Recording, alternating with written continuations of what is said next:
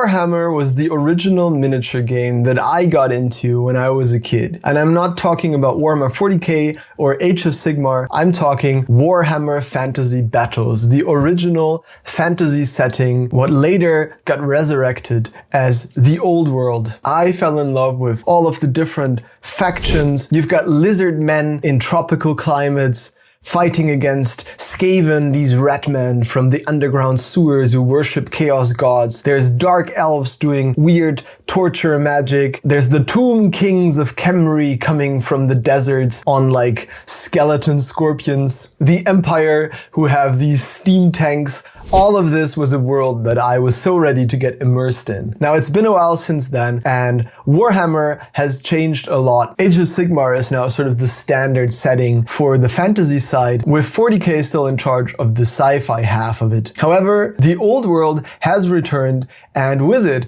a lot of nostalgic and old miniatures are now available for purchase again. And that has really sort of stoked the flames for me a little bit. And I've been on a real nostalgia kick recently, getting back into those old hand-sculpted metal and resin miniatures that Games Workshop used to produce for these older games. And hot take, I think some of the old models look way better than their newer counterparts. Not all of them. I love a lot of the new models. I love a lot of the Age of Sigmar stuff. I have all of the new Soulblight Gravelords models. A lot of the Flesh Eater Court stuff is really good. But recently, I did a video for members on the channel with my sibling Felix, and we looked at all of the models ever released for Nurgle, the Chaos faction of Rot and Decay. And that included some models that were available at the start of Age of Sigmar and were leftovers from the old world, and then later got replaced with newer models. One of those is the Rotbringer Sorcerer.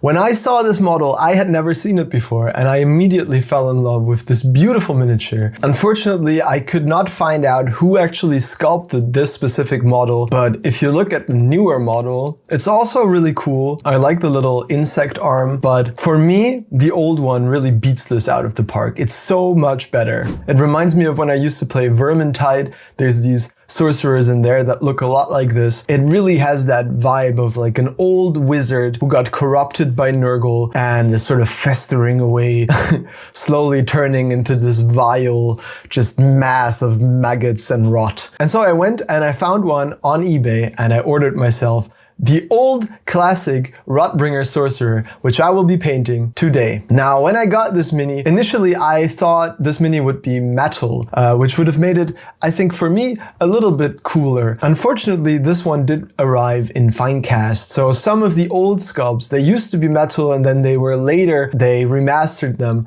in finecast. And so this specific one was finecast. That's my bad. The seller did note that in their listing. I just didn't look because I didn't think that would be an option. But I'm still really excited to paint it. I thought it would be fun to do a little challenge today. I asked TIMECODES if they would be willing to send me some of their paints to try out, because I've heard good things about them. And recently I've been trying to branch out and try some different paint brands. So I want to put these to the test today. This is not a sponsored video. They're not paying me anything. They haven't provided me with any talking points. I'm free to voice whatever opinion I have. And so I'm going to challenge myself to try to only stick to these paints for this paint job. And I'll tell you a little bit about what I think about these paints while we get into it. All right, that's enough of that. Let's get into the painting.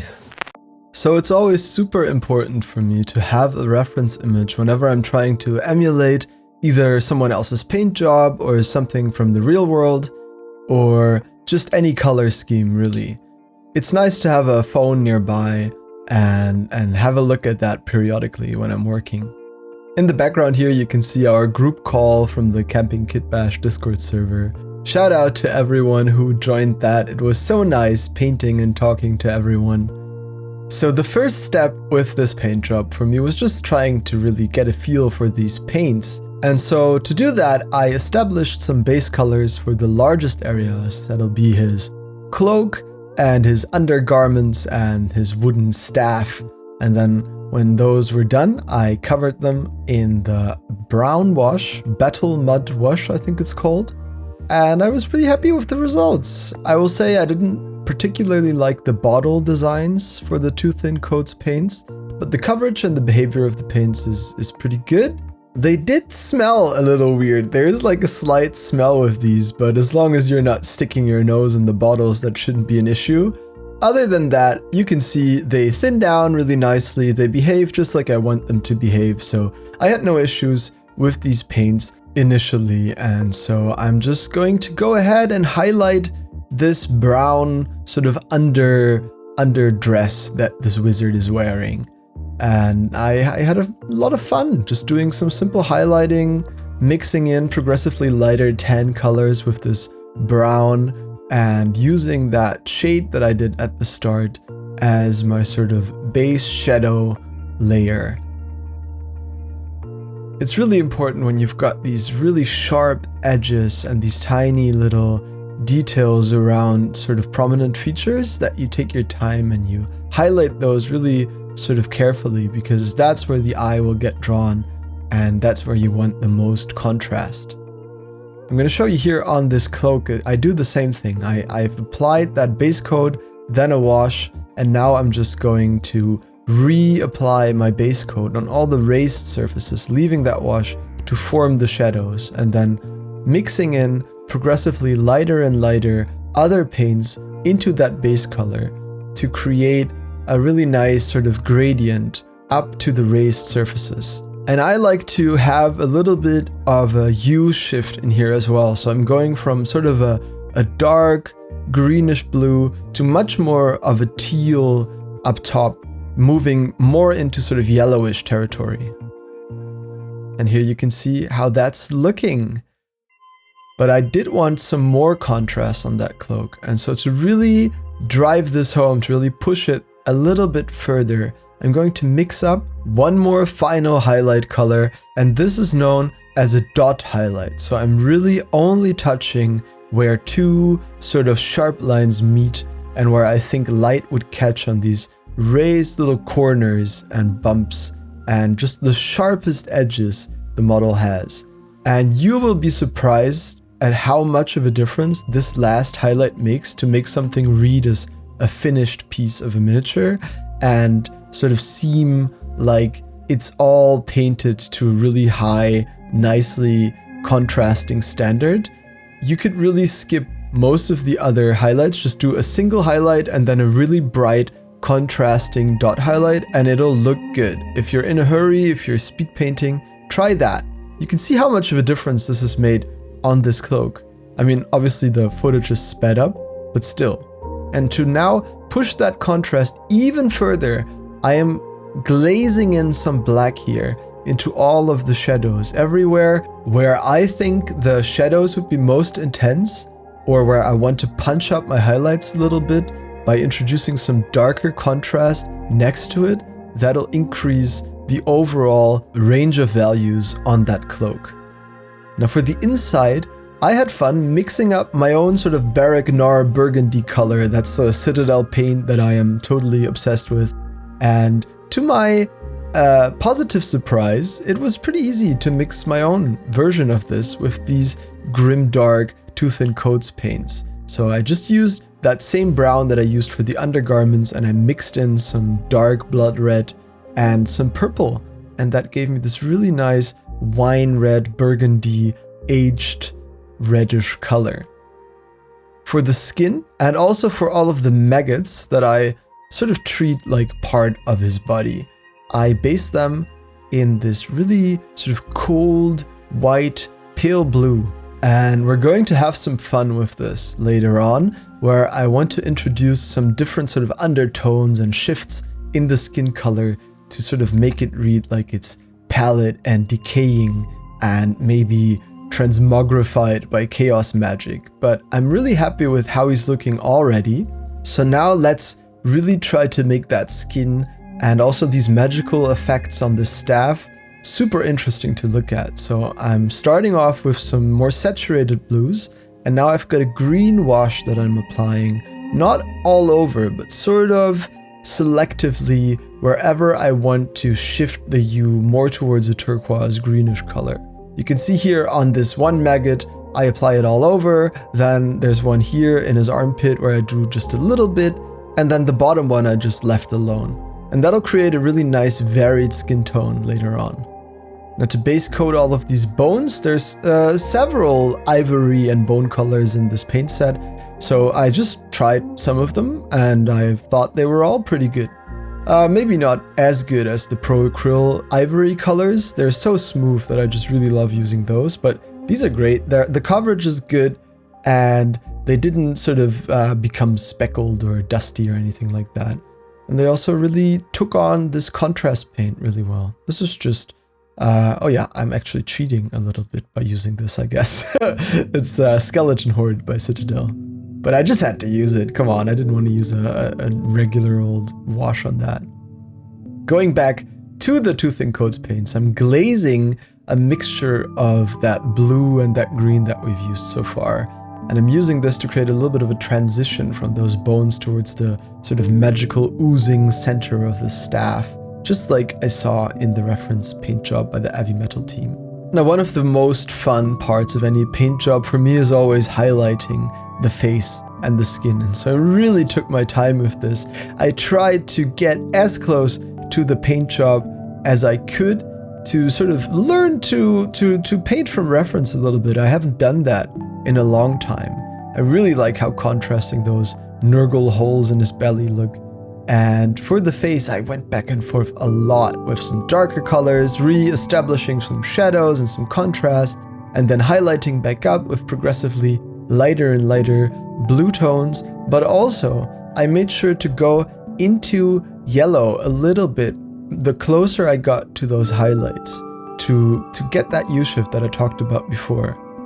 I did some glazing in between, shifting the whole skin tone between blue and green, even did some reddish and purplish tones on the maggots, as you can see down there. And so you can see here from the blue to introducing more of that white and that yellow, it creates this really nice gradient that is much more interesting than if you were to just go from a dark blue to a light blue. And here's the semi-finished result. I think I did touch it up a little bit afterwards. Time to dry brush that base.